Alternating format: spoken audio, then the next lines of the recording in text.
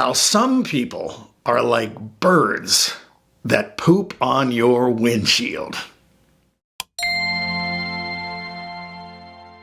Well, we've all had it happen to us, haven't we? You spend an afternoon cleaning your car, making it shine, just like the day you drove it out of the showroom, and you're so proud of your hard work. But the next day you go out in the morning to drive somewhere, maybe drive to work, and right there on the windshield is a big splat because a bird flew over and relieved itself and dropped a bomb.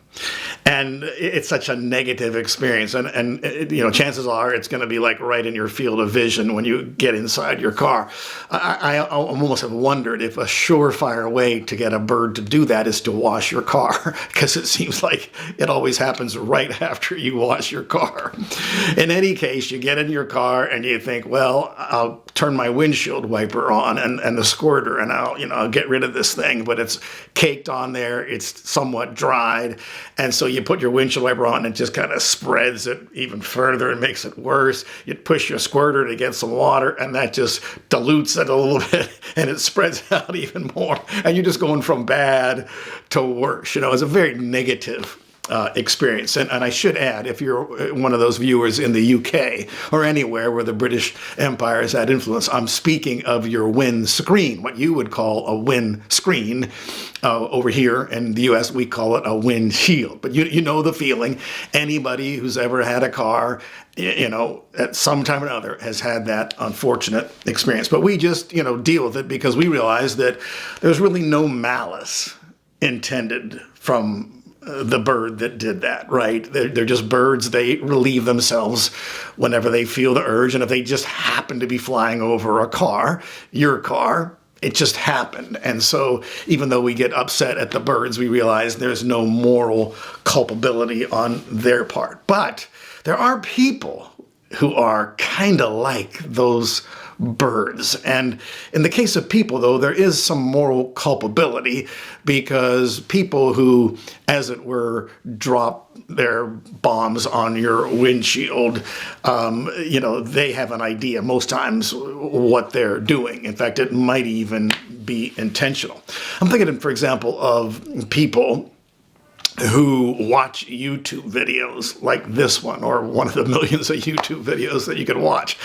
And, they don't like something about it. And so they click on that thumbs down button, just to kind of leave their poop on the windshield. And I want to address people who have experienced that. And then I want to address the folks who are doing that, okay? And please bear with me here, because I have grace for everybody in this and what I want to say.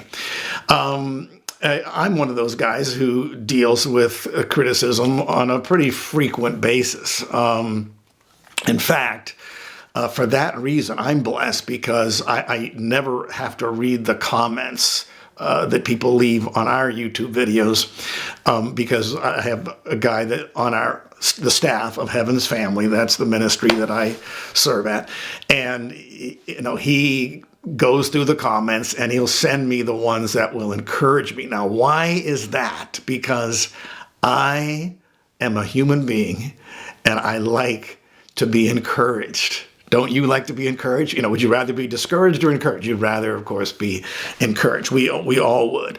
And so we get enough discouragement just from our own thought processes, and the negative things that find their way into our brains that have no other, third-party source. It's just ourselves evaluating ourselves or appraising ourselves. So what we really need more than anything else is encouragement. And so I just want to say, first of all, thank you to everybody who's ever written an encouraging comment. I haven't responded to you. I got a lot going on. I'm a very busy person. I'm sure you are too. And so I can't respond to every comment, but all those encouraging comments, they get sent my way, and it just makes me feel good. Thank you for making me feel good. And I pray that God would, you will reap what you've sown in that regard, that people will encourage you as well and point out to you what you're doing right. Amen. And how do you deal with those negative comments? Because I know they're there, even though I avoid them. But that's my first point is, if you can, we all want to be open to constructive criticism, of course. Faithful are the wounds of a friend, but deceitful are the kisses of an enemy, the Bible says in Proverbs. So we want to be open to constructive criticism, but that comes from people who have earned the right to criticize us because they've proven that they have our interests at heart. They're not just trying to poop on our windshield.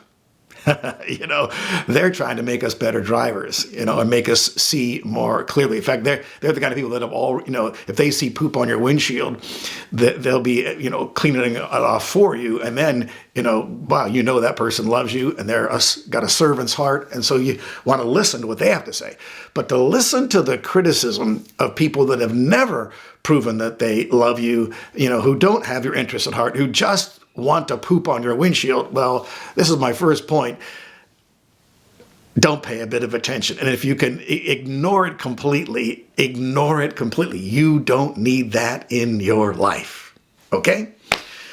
Well, what if you can't avoid it? Well, that's where it becomes a little more challenging. And it's good then to always evaluate the source.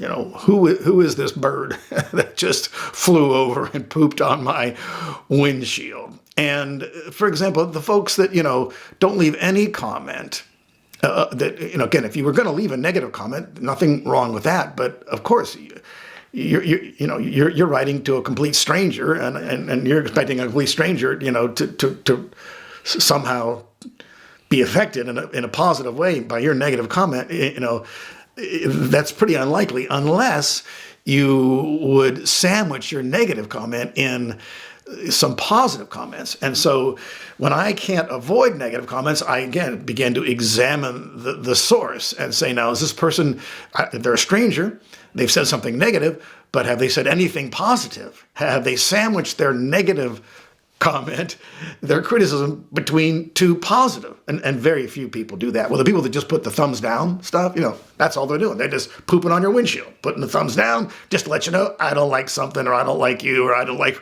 what you said, and I don't know what those folks are hoping to accomplish. God bless them. But you're not accomplishing anything. In fact, you're having an actual negative impact. I don't want to know you. I'm not interested in becoming your friend because you just pooped on my windshield and you knew you were pooping on my windshield and you intentionally pooped on my windshield. And, I care about you just about as much as you care for me, which you don't care for me. End of story. Okay. And welcome to Human Relations 101.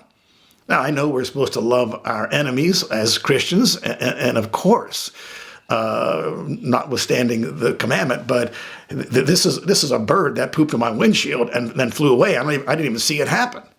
And so what can I possibly do to return evil for good? Well, I'm actually trying to do that right now, if you'll stay with me, okay?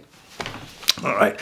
So number one, avoid having to listen to negative stuff about yourself if you can, from strangers. I'm talking about from strangers, not from people who love you, who offer you constructive criticism. And if you can't avoid it, number two, well, then consider the source, and then it's a lot easier to not be offended by it because you realize, well, this person really doesn't care about me at all. And so there's no love here. And so why should I get upset or offended? And then as you continue to consider that source and you realize this person is just a bird pooping on my windshield. So this person has no more understanding of human relationships and just basic social grace 101, that they just have to poop on your windshield. They just have, anonymously. So it's almost a kind of a cowardly thing when you think about it. Anonymously, I can let you know I don't like you. Well, that person obviously, internally they need probably some love themselves. And that's what I want to close this little lesson in talking about, those kind of folks, because you might be watching and you might be that kind of folk where you've pooped on some people's windshields, you've flown by some videos, and you put that thumbs down just to let them anonymously know that somebody doesn't like what they said or what they did. Hopefully your mother taught you, if you don't have something constructive to say, don't say anything at all. You can just move on. You don't have to poop on the windshield. You just move on. You don't have to agree. Just move on. Choose your battles. So, because again, we don't know each other. We have no relationship. You could be in Timbuktu. I'm here, in Pennsylvania, and you're pooping on my windshield. So I'd like to just address then, if you're one of those folks that's often pooping on people's windshields, where, you got to leave the thumbs down comment, and that's just one example of how people poop on other people's windshields. But that's a great example that could be applied to many other examples. You need to ask yourself, why do you feel the need to do that? What does that do for you? Anonymously, I let someone know I disagree or I don't like them, and I've left them a message. I pooped on their windshield. What does that do for you? And it's your responsibility now to try to figure that out. And I'm going to show you tons of grace, because I suspect that a large percentage of those people who poop on other people's windshields as a regular thing, they've been pooped on themselves, and they can't get revenge on the actual perpetrators who offended them or hurt them or abused them, and so they're taking it out on other people. See, just like your boss doesn't do you right at work, and so you come home and you kick the cat. The cat's completely innocent, right? But you're venting on a third party, and God forbid, but some people vent on their spouses, and their spouses or their children or their coworkers take the brunt of what they bear no responsibility for whatsoever. But because the offended one can't get revenge against the offender, they go somewhere else. And I think that could be the reason that there are a lot of people that are just windshield poopers. And so in that sense, I'm hoping to help you to stop and think and say, now, what satisfaction did I get from that anonymous pooping on the windshield? And realize, wait a second, that I've got unresolved conflict somewhere else, in my life. It could be from long ago, from what somebody did to you. And so it just has created an internal bitterness towards people in general. And I know it's possible to get that way. For example, a woman who has married in good faith to a guy that seemed like, he was a dream come true, but it doesn't end up that way. And again, I'm creating a very simplistic example here, because there's often blame on both sides when there's a relationship that goes sour. But let's just take a very simple illustration here.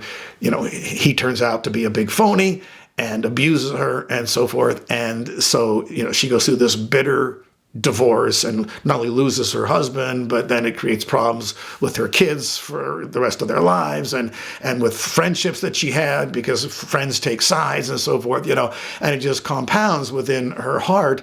And she women like that will say, "I'll never get married again," or they'll say, they think themselves, "Oh, that's how all men are," because it just you build on those past experiences, and you have enough of those, and it just sours you in a certain way. And I can tell you, man, it's tough.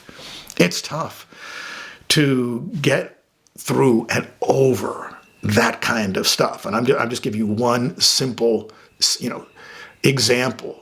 Overly simplified example, but in human relationships, that there are obviously problems. There's always wars going on, large and small, and there's always, words being spoken, and there's, disrespect, and the world is a mess. It's a total mess. And if you've been affected by that negatively on a personal level, it can really, really, really affect you, and then affect your whole life and every other relationship. But the only way to ever get out of that is to recognize it, to say, wait a second now, is this logical?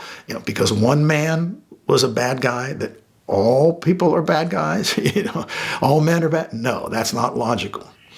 And you could apply that to a million. Just because I had a lousy boss one time, does that mean every boss? No, it doesn't mean that at all. Okay, so but facing up to what's going on internally, that what scars are there, what protective mechanisms have I set up so it doesn't happen again. And I don't want to give anybody an excuse to say that you can't overcome. I'm going to give you grace, though, that it is difficult, but it starts with recognizing, and then secondly, making the effort and the decision to say, I can overcome, because I can control what's in my head. I can control what's in my heart. I can think logically. I can, begin to believe the best. I can trust God that He'll work all things together for good. And although, God causes all things to work together for good, He doesn't cause all things, nor are all things good. But He causes all things to work together for good, and even in human relationships, So you look for the silver linings. You say, God, you allowed this. What can I learn? How can I grow? How can I become a better person because of this? And bingo, now you're on the path to recovery and wholeness and blessing. So the scripture verse I want to leave you with in this little lesson is Ephesians 4 and verse number 29. This would be a good one for you to memorize, and I'm not telling you to do anything that I haven't already done myself. I memorized Ephesians 4:29 a long time ago, because I realized a long time ago that this would be a good verse to memorize. Paul wrote, "Let no unwholesome word proceed from your mouth." So unwholesome, that means it doesn't have nourishment. You want to give nourishing words that help people, that build them up. In fact, that's the next thing Paul says in Ephesians 4:29. Let no unwholesome word proceed from your mouth, but only that which is good for edification. Edification means to build up, to encourage, according to the need of the moment. So you evaluate every situation, every conversation, and by its own merit and so forth. And then he said that it might give grace to those who hear it. And that's what we want to give people, is grace, because that's what we all need, right? We all need grace and nourishing words and encouragement. And when you leave the thumbs down, on somebody's video and so forth, you're not doing what Ephesians 4:29 said. You're not encouraging anybody. So if you have something negative to say, and you actually want me to hear it, in my videos anyways, write something nice. And then put in your little suggestion for improvement, and then finish with something nice. And your comment, I'll actually wind up seeing it, because my screener will say, well, that's a nice thing. It's got a little, advice there. But, this is an encouragement. It's mostly encouragement. And it shows the motive of the person making the comment, that they care, they love, they have, my interest at heart. Pretty basic stuff. So I can think of some people whom I know who are just super encouragers. Every time I see them, I just can't wait to talk with them or be with them, because they just encourage me so much. There was a guy in the Bible like that, Barnabas. They called him they named him, kind of nicknamed, the son of encouragement. So obviously he was like one of those super encouragers. That's what I want to be. When people see me coming, I want them to say, hallelujah. I can't wait to hear what he has to say, because he's going to build me up and encourage me, nourish me, and give me grace rather than, tear me down and hold me to a standard, and look for the speck in my eye. Well, he's got a log in his own eye. But there's other people I know that when you see them coming, or when they call you on the phone and you can tell, you know who it is, your phone tells you who it is, and you kind of inwardly wince because you think, so many times when this person calls, it's not edifying, it's not encouraging, it's not building up, it's not nourishing, there's no grace. It's just going to be negative, complaining, what's wrong, and and so let's just take a little time here and evaluate ourselves. How do people see me? Do they see me as an encourager, the caring, loving person, or do they see me as the bird that, poops on my windshield? We don't want to be that way.